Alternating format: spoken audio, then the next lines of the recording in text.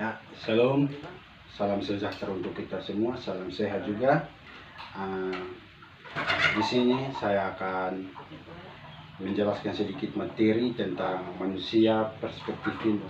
Tapi sebelum kita masuk ke materi, saya akan memperkenalkan diri. Ya, nama saya Eben Dian Bandung. Saya dari Prodi Sosiologi Agama dengan NIM 2 dari 21 00.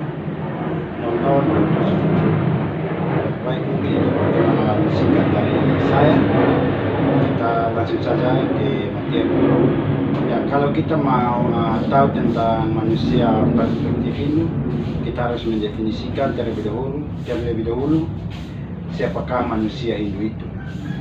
Jadi dalam definisi siapakah manusia Hindu itu, yang pertama dalam konsep Hindu atau dalam ajaran Hindu,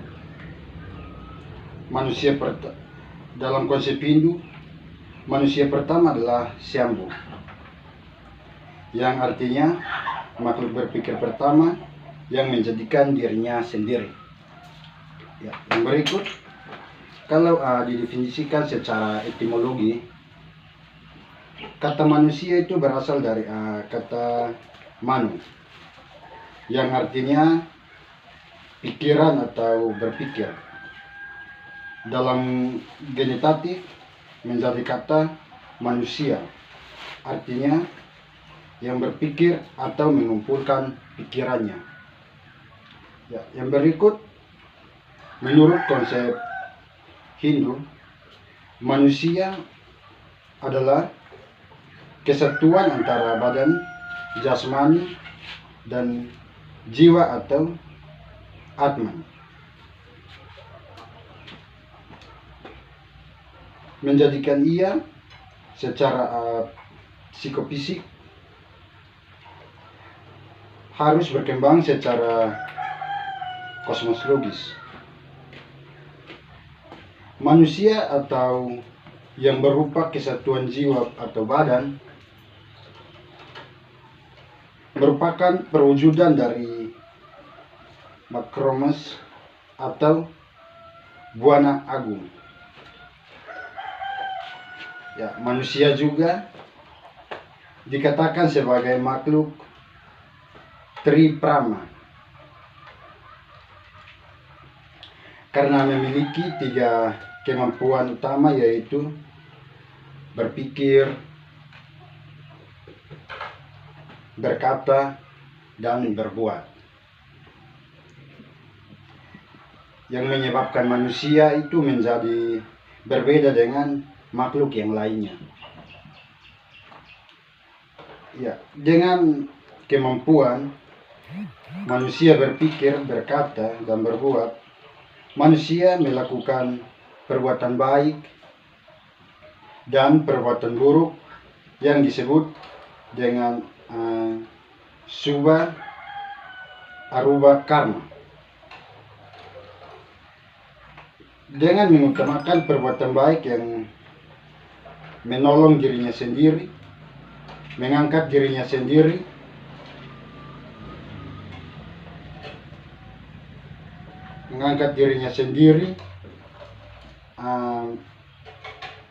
dari kesengsaraan.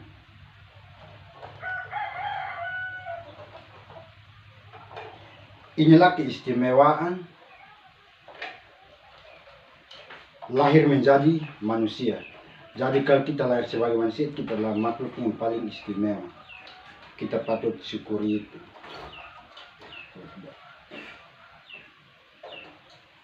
Di mana tidak dimiliki oleh makhluk lain selain manusia. Ya, dalam mencapai kebahagiaan tersebut, sebagai seorang manusia harus mampu melaksanakan pengendalian dari baik ke dalam maupun keluar, seperti Pancayama Brata, Pramita, dan Trikarya Parisuddha. Ya. Yang berikut Pancayama Brata. Pancayama Brata itu dia berarti 5 pengendalian dari Pancaya Mabrata, berarti 5 pengendalian diri yang terdiri dari yang pertama itu ahimasa. Ya, ahimasa yang artinya tidak melakukan kekerasan. Yang berikut Brahmacari, yang berarti tidak melakukan hubungan kelamin selama masa menuntut ilmu pengetahuan dan ilmu ketuhanan. Yang berikut sate, yang artinya menepati janji kepada siapapun. Yang 4 ahwanarika, yang artinya melakukan usaha-usaha berdasarkan kedamaian dan keutuhan hati. Yang kelima atau yang terakhir asetia, yang artinya tidak curang dalam asetia yang artinya tidak curang dan tidak mencuri. Yang berikut sini kita akan lihat tentang catur pramita. Catur pramita ini berarti 4 turunan hidup yang sangat mulia atau kebijakan yang luhur, yang terdiri dari 1 maitri. Ya, maitri yang artinya sifat ramah tamah dan ingin bersahabat dengan semua makhluk. Yang kedua karuna. Ya, karuna yang artinya belas kasih sayang yang melimpah terhadap makhluk yang menderita. Ya, yang ketiga mudita. Mudita yang artinya senantiasa menghargai dan bersimpati terhadap orang yang memperoleh kebahagiaan. Yang keempat UPK, yang artinya keseimbangan batin yang selalu menjaga kesinambungan, tidak lupa kepada daratan serta tidak hanyut dalam keadilan. Ya, sedangkan trikarya parisuda adalah 3 perbuatan yang baik dan penuh dengan kebajikannya dan penuh dengan kebajikan. Itu dia terdiri dari 1 kayika parisuda. Kayika parisuda di sini diartikan sebagai perbuatan yang penuh dengan kebajikan. Ya, yang kedua wacika parisuda. Sini wacika parisuda diartikan sebagai ucapan yang baik, benar, dan jujur. Nah, yang berikut atau yang ketiga macika parisuda. Ya, sini diartikan sebagai macika parisuda diartikan sebagai berpikir yang baik dan suci. Yang berikut konsep Hindu mengatakan bahwa manusia terdiri dari 2 unsur, yaitu unsur jasmani dan unsur rohani.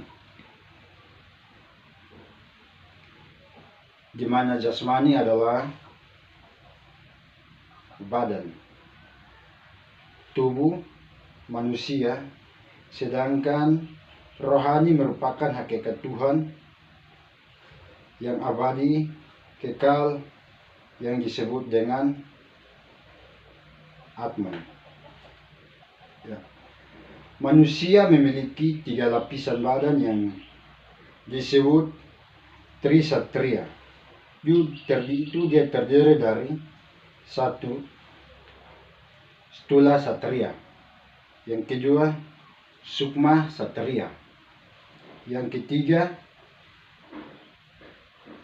Antakarana Satria. Yang berikut Stula Satria atau raga manusia.